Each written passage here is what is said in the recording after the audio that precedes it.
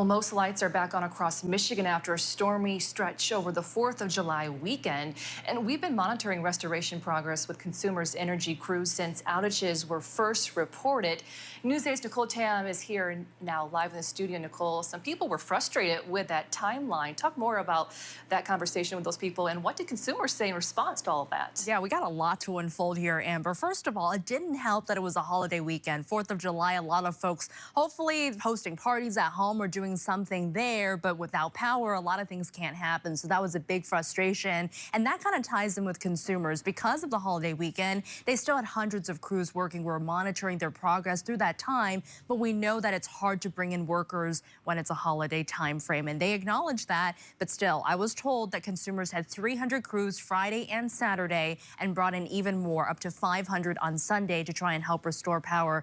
They estimate it was about 250,000 people across the state without power, so definitely frustrating for the customers, but consumers saying they're really trying their best to respond with the resources they have to bring that power back on as soon as they can. Yeah, Nicole, we know storms take time to clean up, and that's evident with this system too. Yeah, today when we were talking to several people in Kalamazoo, a lot of them camera shy, but they all kind of the same sentiment of just they understand that storms happen, and we saw some cleanup efforts still with a big tree branch that fell over to a roof trying to clear that, and we know that takes time, but overall the sentiment that we got from the folks we talked with on and off camera is that they feel like there should just be a more honest estimate from the power company. If it takes 3 days, at least they can anticipate for the 3 days instead of being told 12 hours and getting pushed back on that timeline. So just a lot of different opinions of frustration that we heard today, and the power company responding to those people, of course, understanding the frustration because in our day time now,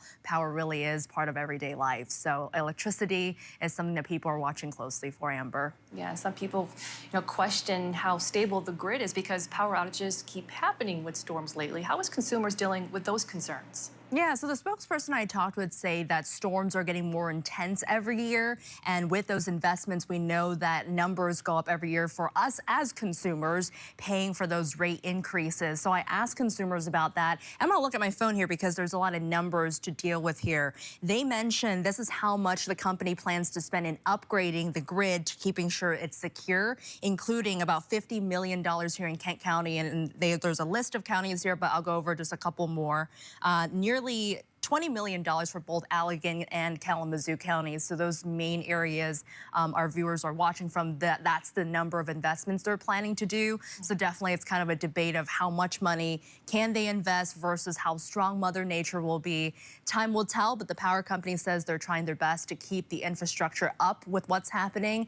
And again, power and electricity is just so important in everyday life. It is frustrating when that goes out, but everyone's trying, Amber, it seems. Yeah, absolutely. All right, thank you, Nicole, for that report. What's coming up on News 8 at 5?